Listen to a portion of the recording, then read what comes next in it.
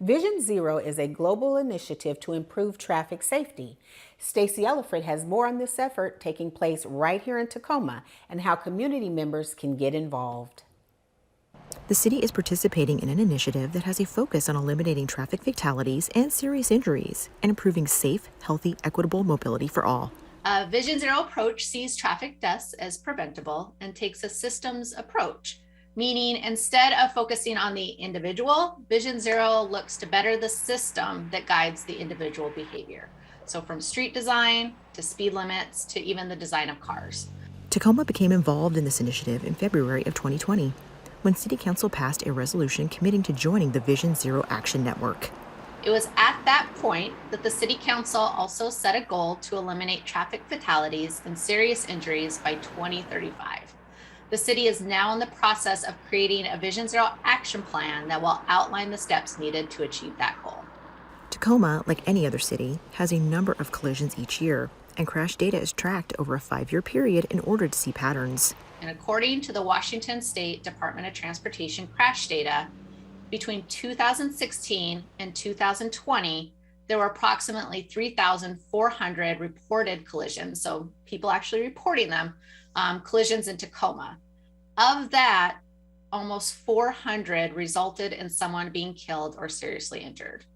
That data, breaking down, shows that approximately 80 people a year are killed or seriously injured in Tacoma due to traffic collisions. The Vision Zero Action Plan is being developed now through this summer. The elements of this plan will include recent crash data, equity indicators, and community involvement to determine the best solutions that benefits all. Using all of this information, the Vision Zero Action Plan will outline long-term goals and short-term actions, partnership opportunities, because we can't do it alone, funding needs, and then we'll also prioritize projects and identify indicators to track the success. Research has shown that reducing speeds saves lives. So a speed study is also being done as part of the action plan. After analyzing those collision trends and looking at speed data, the speed study will identify strategies for lowering the speed limit in Tacoma. The first focus for looking at speed limit reduction is in residential neighborhoods, as well as in the neighborhood business districts. This study will outline the steps necessary to reduce the speed limit in residential neighborhoods from 25 miles per hour to 20 miles per hour, and in the neighborhood business districts from whatever their posted speed limit is, which some are 35, some are already 25, but to get them all to 25 miles per hour. One of the biggest benefits of Vision Zero is that it creates a plan. It also develops a system for evaluating the success of the plan. The plan's going to outline what needs to be done, the time frames, and identifies our priorities.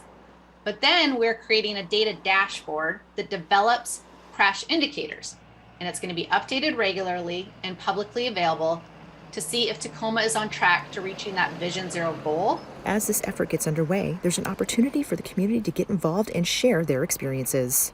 Well, right now, people are encouraged to complete a Vision Zero survey that is located on the City of Tacoma's Vision Zero website. The survey asks about current perceptions of safety, why they may not feel safe traveling around Tacoma, and provides an opportunity for Tacoma residents to share their story if they have been impacted by a traffic crash in Tacoma. That survey will be available until March 4th.